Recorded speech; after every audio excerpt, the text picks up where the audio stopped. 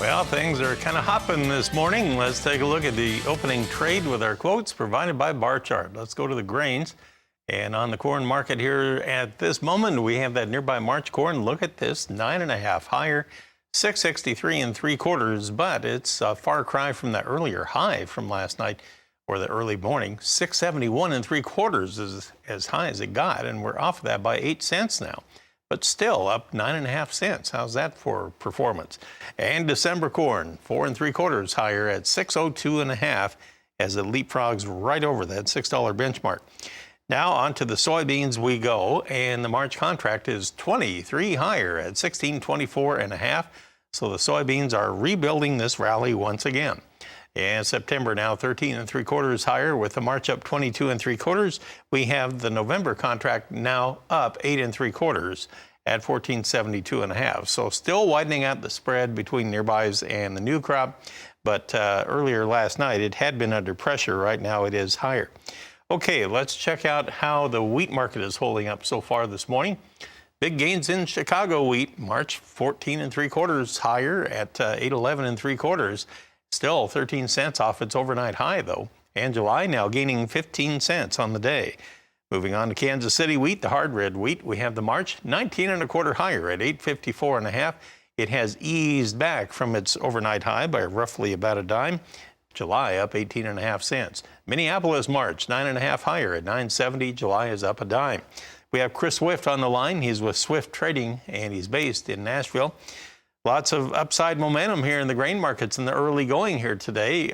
We also noted where we had some big gains going on in the crude oil market. If we take a look at our crude oil prices on the nearby March contract, it had been over $3 higher. Well, in fact, it had been several dollars higher. March got as high as 96 bucks. We're still at 93.45 per barrel, and even that is $2.38 higher. So lots of volatility there. Is that spilling over and supporting the grain market, especially things like corn?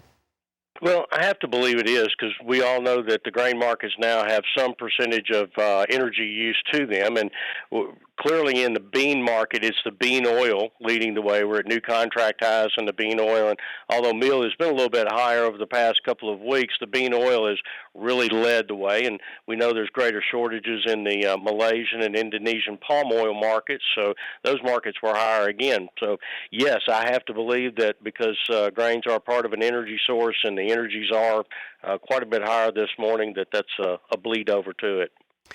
It's kind of interesting that most of the news is now focused on overseas developments and overnight exports and that sort of thing. Don't hear too much about South America this week. No, not a lot. We did get a little bit of rain there, but last week's stories out of Paraguay showed quite a bit of the dryness that they've had there, and we get mixed reports. You know, sometimes you'll get reports and they say, "Oh, everything's fine," and other times you don't. So I think that combination of nobody really knowing how good that crop is impacting our crop market here in the U.S. Have you been hearing much in the way of farmer sales of cash grain now? Say that one more time. I just wondered if you've heard much in the way of like cash grain moving, like corn and soybeans here in the U.S. No, I haven't. So I always keep up with the American Railroad Association, and every week they put out the rail loadings on Wednesdays, and grains have not been moving any better than they have been in the past 4 or 5 months. So no, I don't think there's any bigger movement to it.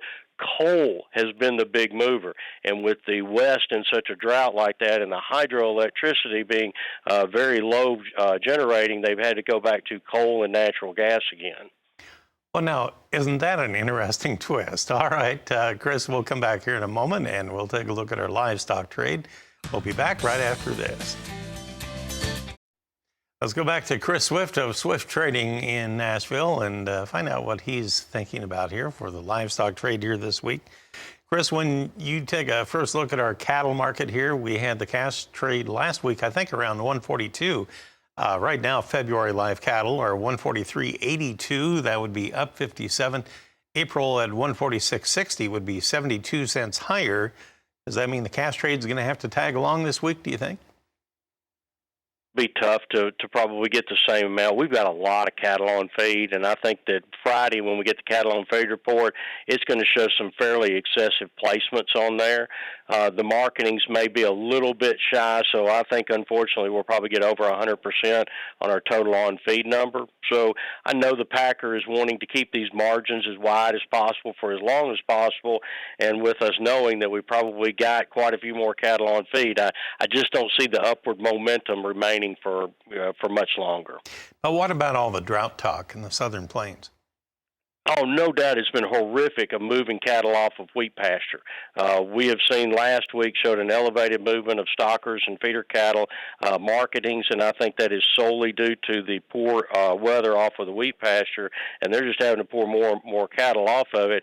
And now that North Texas and Oklahoma and even into Kansas and Nebraska are so dry that they're having to make some pretty strong decisions as to if they don't get the moisture by March or April, what are they going to do? And most likely is sell off more cows and heifers.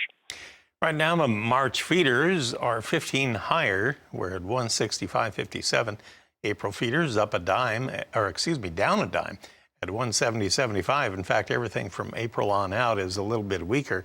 The far out herds are actually showing the most weakness right now, but they are at the biggest premium as well.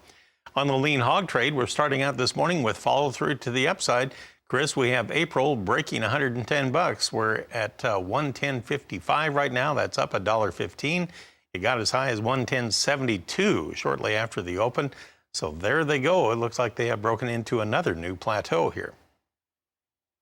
They have another new contract high here for them, and this is looks like the fifth day in a row straight up for them, and that's almost $10 higher move in just 5 days. So it's a roaring market, and I have to believe that a lot of it is just people call it short the market more so than really buying into it here. There's still a significant premium of the futures over the cash market, and I'd say probably the cash market over the next several weeks will start to fade just a little bit.